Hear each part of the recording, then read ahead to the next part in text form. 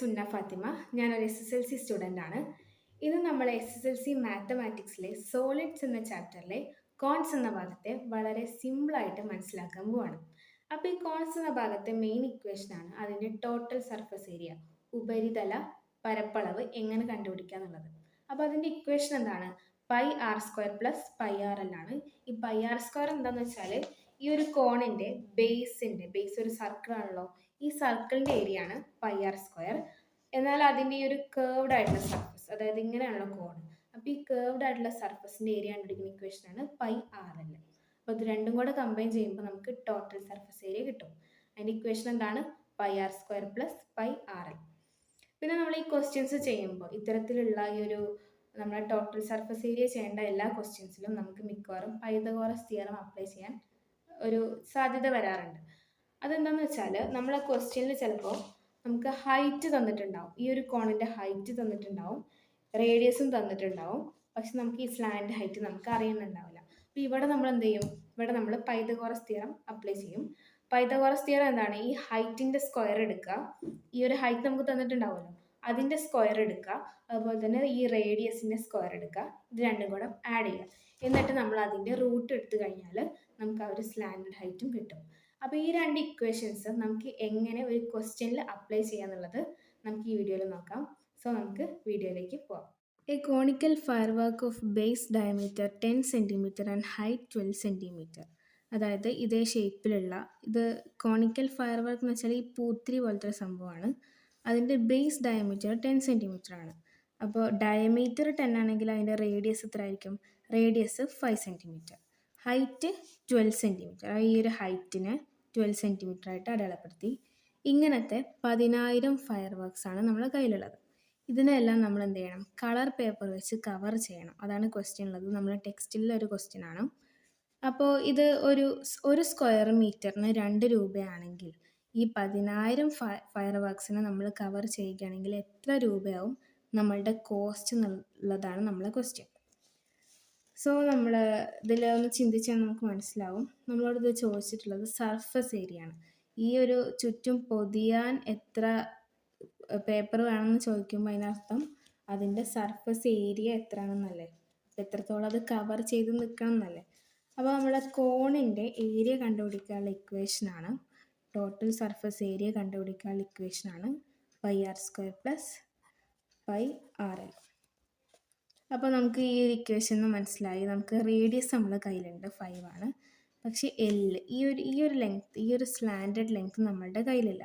അപ്പോൾ നമുക്ക് എന്ത് കണ്ടുപിടിക്കണം? ഈ ഒരു ലെങ്ത് ആദ്യം കണ്ടുപിടിക്കണം.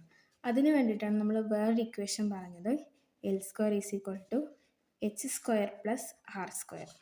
ഈ ഒരു ഇക്വേഷൻ അപ്ലൈ ചെയ്യുന്നത് എങ്ങനെയെന്ന് വെച്ചാൽ എൽ സ്ക്വയർ നമുക്ക് എല്ലാണ് കണ്ടുപിടിക്കേണ്ടത്. അപ്പോൾ എൽ സ്ക്വയർ കണ്ടുപിടിച്ചാൽ നമുക്ക് അതിൻ്റെ റൂട്ട് എടുക്കാമല്ലോ.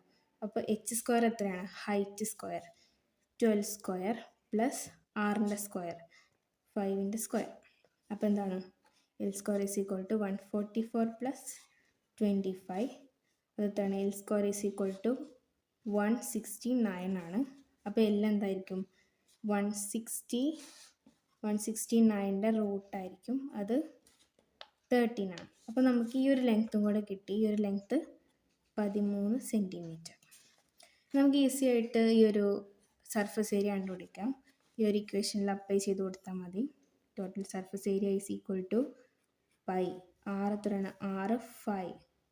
5 square plus pi into 5 into L ഇപ്പോൾ കിട്ടും നമുക്ക് 13. അപ്പോൾ 25 പൈ പ്ലസ് 5 ഇൻറ്റു 13 എത്ര നോക്കാം? 5 3 15 1 65 കിട്ടും. അപ്പോൾ 65 പൈ. അത് നമ്മൾ ആഡ് ചെയ്യുമ്പോൾ 65 പ്ലസ് 25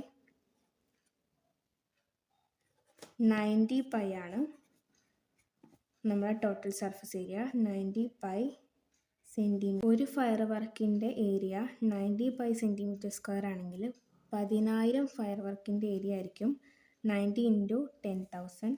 അപ്പോൾ നമുക്ക് ഈ ഒരു വാല്യൂ കിട്ടും. ഇതാണ് 10,000 ഫയർ വർക്ക്സിൻ്റെ surface area, total surface area. Total surface area 90,000 900,000 pi centimetre square എന്ന് കിട്ടി.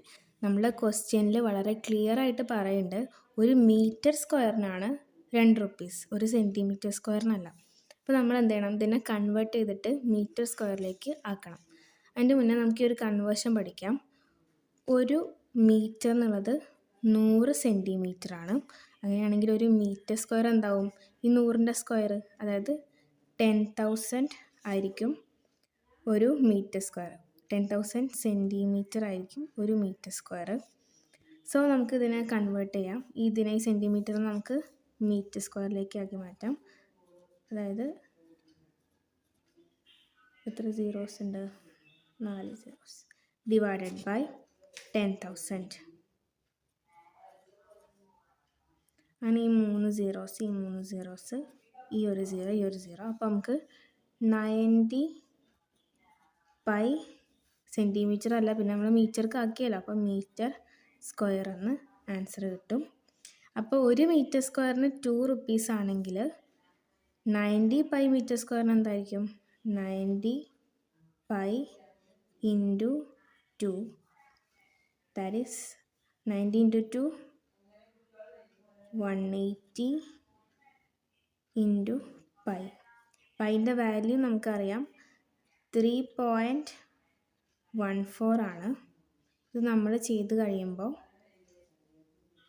ഇത് നമ്മൾ ആൻസർ ചെയ്യുമ്പോൾ നമുക്ക് 565.20 റുപ്പീസ് എന്ന ആൻസർ കിട്ടും. ഇങ്ങനെ സ്റ്റെപ്പ് ബൈ സ്റ്റെപ്പായിട്ടാണ് നമ്മൾ ഈ ഒരു ക്വസ്റ്റിന് ആൻസർ ചെയ്യേണ്ടത്.